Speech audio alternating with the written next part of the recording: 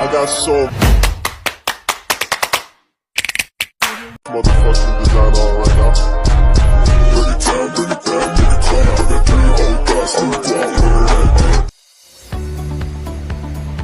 Assalamualaikum warahmatullahi wabarakatuh. Perkenalkan, nama saya S. Ulfa ABAL dengan NIM C01220669, kelas manajemen B, angkatan 22, prodi manajemen Fakultas Ekonomi. Baik, di sini saya akan membuat video tentang tugas UTS mata kuliah penganggaran oleh dosen pengampu Ibu Ulan Ayundiani, SE, MM.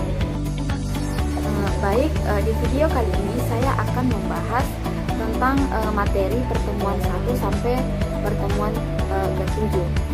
Untuk mengetahui lebih lanjut, mari simak video berikut ini.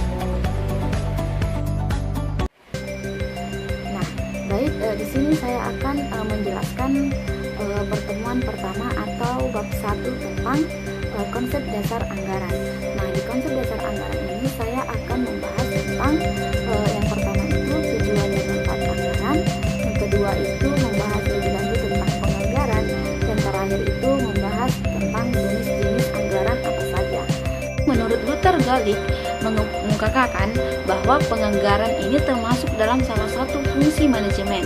Nah, menurut Gulick, fungsi manajemen ini terdiri dari perencanaan atau planning, perorganisasian atau organizing, penempatan staf atau staffing, pelaksanaan atau directing, pengordinasian atau coordination, pelaporan atau reporting, dan terakhir itu penganggaran atau budgeting. Nah, Luther Gulick ini mengungkapkan bahwa penganggaran adalah salah satu fungsi penting dalam manajemen yang berperan dalam merencanakan dan mengalokasikan sumber daya keuangan untuk mencapai tujuan organisasi. Tujuannya itu digunakan sebagai landasan yuridis formal dalam memilih sumber dan investasi dana. Artinya, anggaran ini memberikan dasar hukum untuk memilih sumber dan investasi dana, memastikan bahwa semua transaksi keuangan dilakukan secara sah dan sesuai dengan peraturan yang berlaku. Nah, yang kedua itu mengadakan pembatasan jumlah dana yang dicari dan digunakan.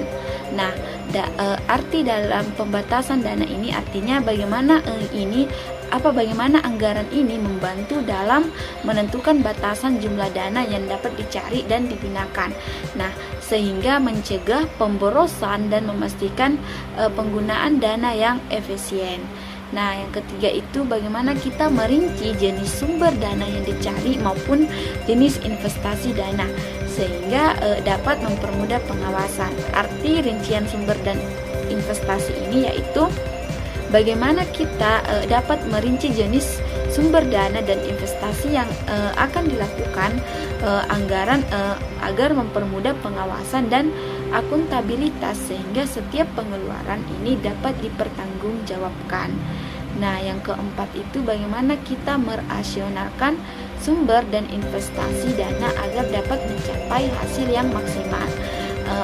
Poin 4 ini yang artinya rasionalisasi sumber dan investasi ini, bagaimana anggaran ini berfungsi untuk mengoptimalkan penggunaan sumber daya dan investasi sehingga hasil yang dicapai dapat maksimal dan sesuai dengan tujuan organisasi. Yang kelima itu bagaimana kita menyempurnakan rencana yang telah disusun, karena dengan anggaran menjadi lebih jelas dan nyata terlihat, yang artinya penyusunan anggaran ini membuat rencana yang ada menjadi lebih jelas dan nyata, sehingga membantu dalam memahami langkah-langkah yang perlu diambil untuk mencapai tujuan.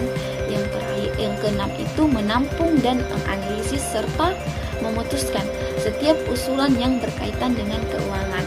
Artinya, dalam analisis usulan keuangan ini, bagaimana anggaran berfungsi sebagai wadah dan menampung, menganalisis, dan memutuskan setiap usulan yang berkaitan dengan keuangan, sehingga keputusan yang diambil lebih terarah dan berbasis data. Jadi anggaran ini mempunyai banyak manfaat, tapi di sini saya akan menjelaskan 3 manfaat dari anggaran itu. mengarah pada pencapaian tujuan bersama. Yang kedua itu manfaat anggarannya itu dapat digunakan sebagai alat menilai kelebihan dan kekurangan karyawan. Nah, yang ketiga itu manfaatnya itu dapat memotivasi karyawan. Nah, baik, di sini saya akan menjelaskan definisi ramalan penjualan. Jadi, ramalan penjualan atau sales forecasting ini merupakan proses aktivitas memperkirakan produk yang akan dijual di masa mendatang dalam keadaan tertentu dan dibuat berdasarkan data yang pernah terjadi dan atau mungkin akan terjadi. Nah, artinya dalam ramalan penjualan ini atau sales peralaman ini bagaimana proses memperkirakan jumlah produk yang terjual di masa depan berdasarkan data historis penjualan dan faktor-faktor eksternalnya. Baik, di sini saya akan menjelaskan tentang metode ramalan penjualan. Nah, di ramalan penjualan itu yang dibuat secara kuantitatif dapat menggunakan analisis produk, metode distribusi probabilitas, analisis tren dan analisis rekreasi. Nah, di sini saya hanya menjelaskan tentang metode distribusi probabilitas. Nah, metode distribusi probabilitas ini dapat digunakan untuk meramalkan jualan dengan cara menaksir variasi produk yang akan dijual.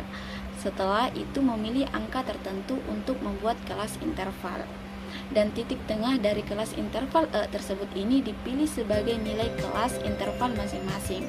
Kemudian membuat probabilitas dengan cara untung-untungan dan jumlah probabilitas dari semua kemungkinan berjumlah 1 atau 100%. Nah, setelah itu mengalihkan setiap kemungkinan jualan dengan probabilitasnya untuk mendapatkan nilai tertimbang atau terbobot masing-masing. Nah, jumlah nilai tertimbang ini merupakan nilai yang diharapkan dalam hal ini jualan yang diramalkan. Nah, adapun analisis dalam triangle lurus itu di sini saya hanya menjelaskan rumusnya. Nah, untuk contohnya bisa nanti bisa melihat lebih lanjut di panduan atau di sumber lainnya. Nah, di sini saya akan menjelaskan bagaimana sih rumus dari analisis tren tersebut. Nah, adapun rumusnya yaitu yang menggunakan metode kuadrat terkecil, yaitu di sini Y sama dengan A tambah BX, kemudian B sama dengan N sigma XY dikurang sigma X dikali sigma Y dibagi N sigma X kuadrat dikurang dalam kurung sigma X tutup kurung kuadrat. Nah, sama dengan A di bawahnya sama A sama dengan sigma Y per N dikurang B sigma X dibagi tau per N. Baik, di sini saya akan masuk di pertemuan 3 atau bab 3 tentang anggaran jualan. Jadi perlu kita ketahui bahwa pengertian dari anggaran jualan ini merupakan rencana tertulis yang dinyatakan dalam angka dari produk yang akan dijual perusahaan pada periode tertentu. Nah, jualan ini merupakan unsur dapatan atau revenues yang disebut dapat jualan atau sales revenues. Nah, jadi manfaat jualan ini merupakan tombak dalam mencapai tujuan perusahaan untuk mencari laba secara maksimal. Nah, sebelum kita mengetahui apa itu anggaran produk, perlu kita ketahui apa sih itu produksi atau production.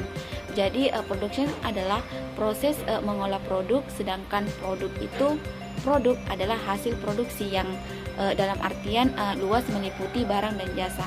Nah, sedangkan anggaran produk atau produk budget adalah anggaran untuk membuat produk jadi dan produk dalam proses dari suatu perusahaan pada periode tertentu. Nah, penyusunan anggaran produk dapat disusun dengan 4 cara, yaitu yang pertama mengutamakan stabilitas produk, yang kedua mengutamakan stabilitas sediaan, yang ketiga gabungan antara stabilitas produk, dan yang terakhir atau keempat adalah stabilitas sediaan. Bahan bakunya adalah merupakan bahan langsung atau direct material, yaitu bahan bahan yang membentuk suatu kesatuan yang tak terpisahkan dari produk jadi. Dari bahan baku ini yaitu misalkan perusahaan kecap Adi pada tahun 2016 bermaksud menyusun anggaran bahan baku dengan datanya itu anggaran produk setahun 182 unit produk jadi atau P.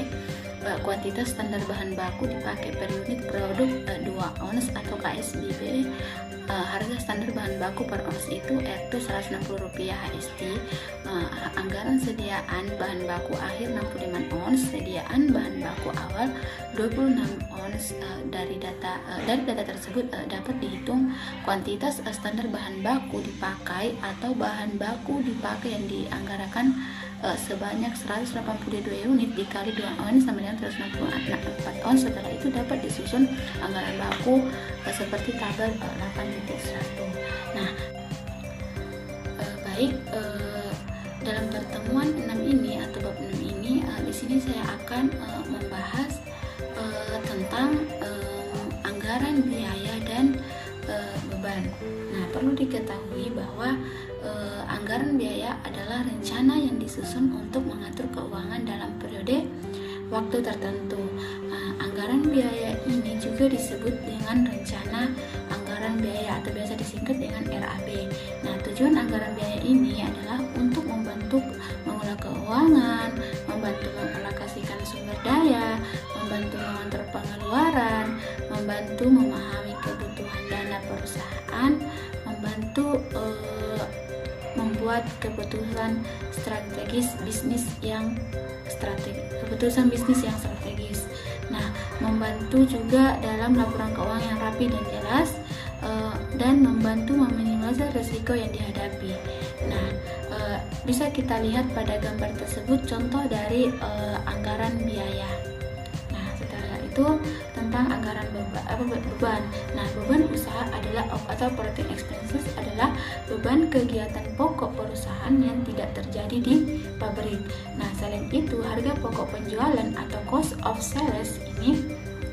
Nah, beban usaha ini terdiri dari penjualan, beban administrasi dan umum. Nah, adapun maksudnya dalam anggaran beban usaha adalah perencanaan biaya yang dibutuhkan untuk menjadi kegiatan usaha seperti pemasaran, penjualan, dan administrasi.